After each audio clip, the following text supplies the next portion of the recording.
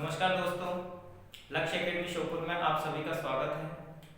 आज हम स्वर से संबंधित कुछ महत्वपूर्ण प्रश्नों के बारे में चर्चा करेंगे जो पुरानी एग्जाम में पूछे गए हैं। तो आइए हम चर्चा करते हैं। पहला प्रश्न है हमारा, लिखित भाषा की सबसे छोटी इकाई है।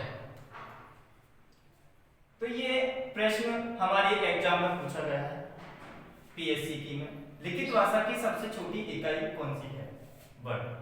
चलिए, तो वर्ण आप सभी जानते हैं कि लिखित भाषा की सबसे छोटी इकाई को वर्ण कहते हैं और भाषा की सबसे छोटी इकाई को ध्वनि कहते हैं। तो दोनों में अंतर क्लियर हो गया कि भाषा की सबसे छोटी इकाई ध्वनि और लिखित भाषा की सबसे छोटी इकाई वर्ण। चलिए, दूसरा प्रश्न है, वर्णमाला किसे कहते हैं? तो देखिए, वर्णमाला इसका आंसर है वर्णों के व्यवस्थित समूह को। ठीक है, शब्दों के समूह को नहीं लेंगे, ना कि वर्णों के संकलन को। सही आंसर क्या हो जाएगा? वर्णों के व्यवस्थित या क्रमबद्ध रूप को वर्णमाला कहते हैं। तीसरा प्रश्न है, ए आई का उच्चारण स्थान है।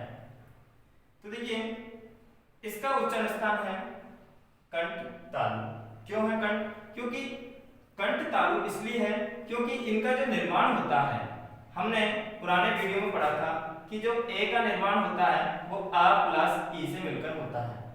आ प्लस ई, तो आ का उच्चारण क्या है? कंठ, और ई का उच्चारण क्या है? तालु। इसलिए ए आई का उच्चारण स्थान क्या हो गया?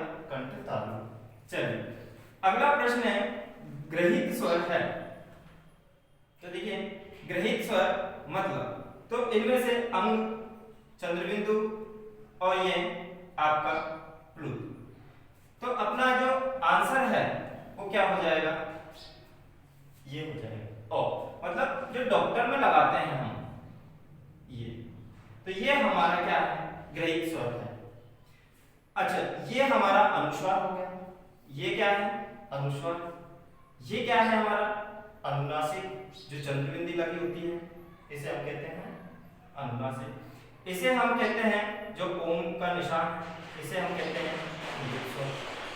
देखिए, ये हमारा अनुस्वार, अनुनासिक, प्लुत और ये हो गया ग्रहित स्वर। चलिए, अगला प्रश्न है, स्वर के प्रकार। तो स्वर के प्रकार होते हैं 1, 2, 3, 4। तो इसमें से हमारा सही आंसर हो जाएगा स्वर के प्रकार 2 होते हैं। अब कौन कौन से होते हैं? 2।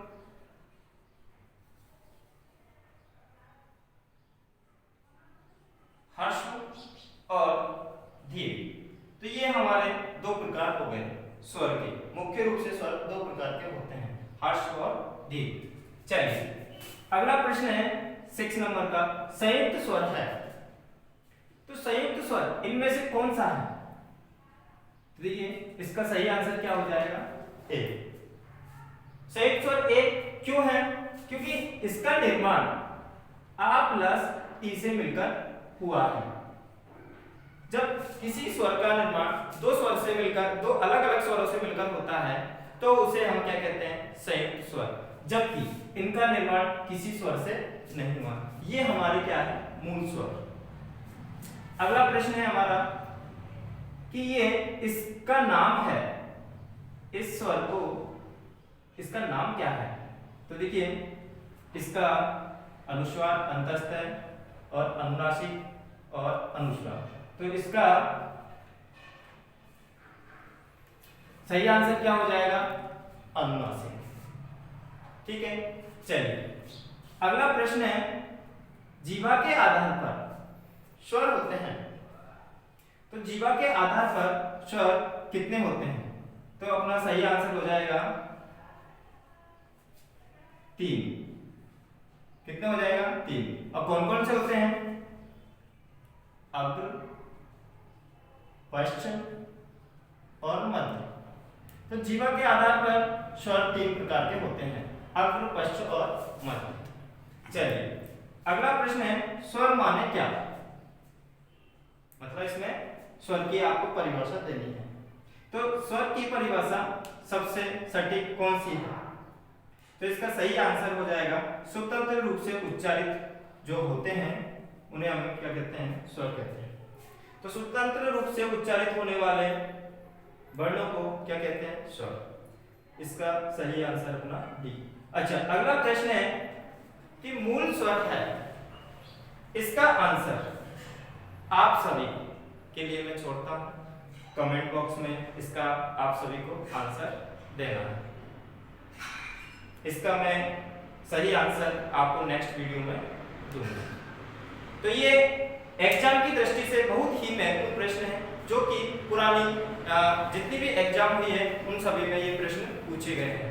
तो आपको इसी प्रकार के महत्वपूर्ण प्रश्न और जानने के लिए आप हमारा टेलीग्राम चैनल ज्वाइन कर सकते हैं। धन्यवाद।